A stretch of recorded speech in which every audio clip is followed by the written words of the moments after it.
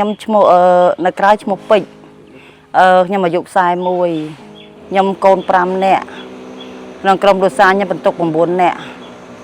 និយាយចំទៅវាលំបាកគ្រប់យ៉ាងទី1យើងរកអត់បានទី2យើងរទៅដូចថាវល់កូវីដវល់ចក្រាមវល់អីចេះណាអូនលក់ទៅវារៀងបាក់ដែរអញ្ចឹងណាខ្ញុំលក់បាយនេះជិត20ឆ្នាំហើយតាំងពីខ្ញុំរែកខ្វះភាកច្រើនខ្ញុំខ្វះកោយូររលុយកូនតរៀនបានយូររទិញអីកូនហូបអត់បានហ្នឹងដូចថាយើងរកបានចំណេញតិចហើយយើងខ្វះខាតយើងខ្ចីលុយគេទី1កូនឈឺ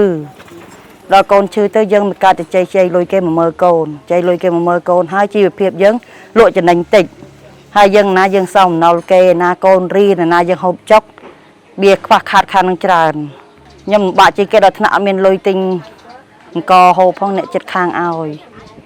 អ្នកចិត្តខាងដូចថាអ្នកចិត្តខាងឡាក៏ណាត់ឲ្យអង្គពី3កំប៉ុងទៅបងប្អូនអ្នកភូមិស្លោឆ្អិនគេយកស្លោមកឲ្យអញ្ចឹងមានដាច់ចឹងពី3ថ្ងៃដឹងខ្ញុំយូរខ្ញុំមានដើមខ្ញុំដាច់ដើមយើងរកចំណេញតិចហើយយើងសងលុយគេហើយដល់ពេលយូរទៅចំណេញតិចយូរទៅអស់ដើមទិញអីវ៉ាន់លក់ខ្ញុំបានធ្វើការជាមួយខាងសង្កាត់រយៈពេល3ខែហើយរយៈពេល3ខែនេះខាងសង្កាត់ផ្ដល់ជាមុខរបរឲ្យខ្ញុំផ្ដល់ជាថវិកាឲ្យខ្ញុំបង្កើតមុខរបរលក់បង្អែមបានទិញដូចជាតុក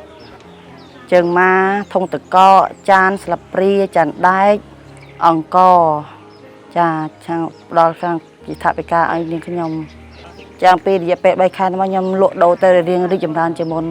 ថាយើងអាចគ្រប់គ្រងគ្រប់គ្រួសារអីរៀងគ្រប់គ្រាន់ជាងមុនអត់ខ្វះខាតយើងលក់បានចប់រាល់ថ្ងៃអត់ដាច់ដើមដូចមុនអញ្ចឹងណាបំណុលយើងអាចលក់រាល់ថ្ងៃយើងអាចបង់ឲ្យគេបានរាល់ថ្ងៃ